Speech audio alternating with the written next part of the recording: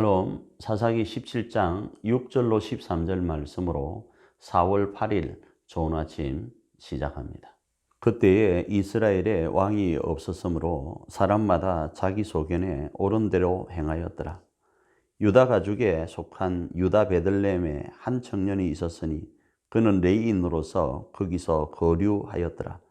그 사람이 거주할 곳을 찾고자 하여 그 성읍 유다 베들레헴을 떠나 가다가 에브라임 산지에 가서 미가의 집에 이르매 미가가 그에게 묻되 너는 어디서부터 오느냐 하니 그가 이르되 나는 유다 베들레헴의 레위인으로서 거류할 곳을 찾으러 가노라 하는지라.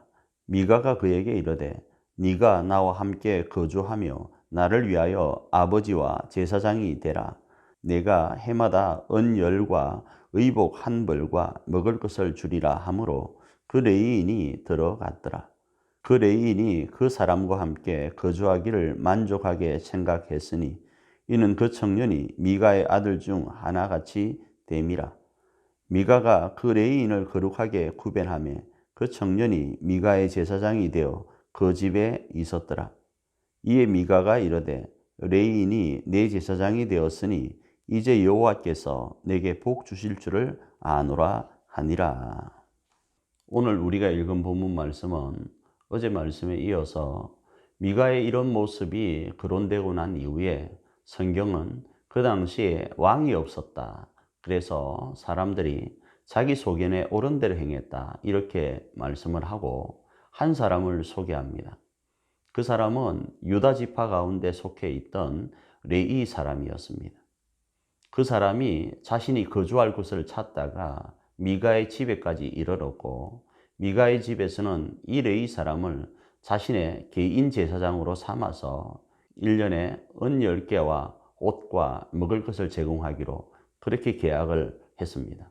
그리고 미가는 자신의 개인 제사장이 생김으로 인해서 여호와께서 자기에게 복을 주실 것으로 이렇게 이야기하는 것이 오늘 본문의 내용입니다.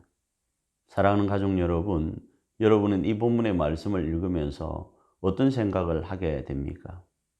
그리고 어떤 마음이 여러분 속에 강하게 감동되어집니까?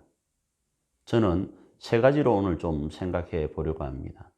첫째는 왕이 없었다고 했을 때 세상의 왕이 아니라 그들 마음에 진정한 왕이신 하나님이 없었다. 이 감동이 있고요. 두 번째로는 유다 지파 속에 있던 레위 사람인데 그 당시에 얼마나 영적으로, 그러니까 하나님과의 관계가 얼마나 멀었는지를 보여주는 장면이 이 레위의 모습이다. 이런 생각을 하게 됩니다. 그 이유는 이 레위인들은 하나님 앞에 희생 제물을 드리기에 바쁜 사람들입니다. 그런데 이들이 지금 먹고 살기가 힘들다 보니까 자신들에게 배당된 유다 지파를 떠나서 에브라임 지파인 미가의 집에까지 오게 된 겁니다. 그 정도로 하나님과의 관계가 멀어져 있는 상태가 이스라엘의 모습이었다라는 거죠. 세 번째로는 미가의 모습인데 미가는 자신의 개인 제사장을 두게 되면 여호와께서 복을 받을 것이라는 자기 소견에 옳은 대로 행합니다. 그러나 우리가 아는 것처럼 레위인은 하나님이 제사장으로 삼는 것이지 개인이 제사장으로 삼는 것 아닙니다. 목회자는 하나님으로부터 부름을 받고 보냄을 받은 자이죠. 그러니까 목회자를 청빙하고 사례금을 준다라는 이유로 이 목회자를 함부로 할 수 없는 것과 연결할 수 있습니다. 레위인도 마찬가지입니다. 하나님으로부터 세움을 받은 존재인데 개인의 어떤 제사장이 아니라는 겁니다. 그리고 우리가 아는 것처럼 이 미가는 은 1,100개를 어머니로부터 훔친 적이 있었습니다. 그런데 지금 이 미가가 제사장에게 주는 1년의 사례비가 얼마인고 하면 은 10개라는 거예요. 이 부분은 그 당시에 레위인의 처우가 어땠는지를 알 수 있는 부분입니다. 그래서 저는 이 세 가지를 오늘 묵상하면서 하나님과의 관계가 얼마나 그 당시 멀어져 있었는지를 깨닫게 되고 오늘날 우리의 삶 가운데 그리고 저의 마음은 어떠한지를 다시 반문하게 됩니다. 사랑하는 가족 여러분, 여러분은 어떠신가요? 오늘 본문의 말씀을 읽으면서 여러분에게는 어떤 마음이 듭니까?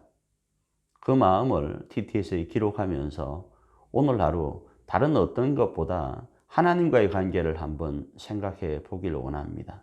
모든 면에서 내가 정말 하나님과 어떤 관계 가운데 있는지를 생각하고 감동되어지는 내용을 가지고 오늘 하루 하나님께로 조금 더 가까이 가며 그 하나님으로 승리하는 그런 하루 되기를 축복합니다. 좋은 아침입니다.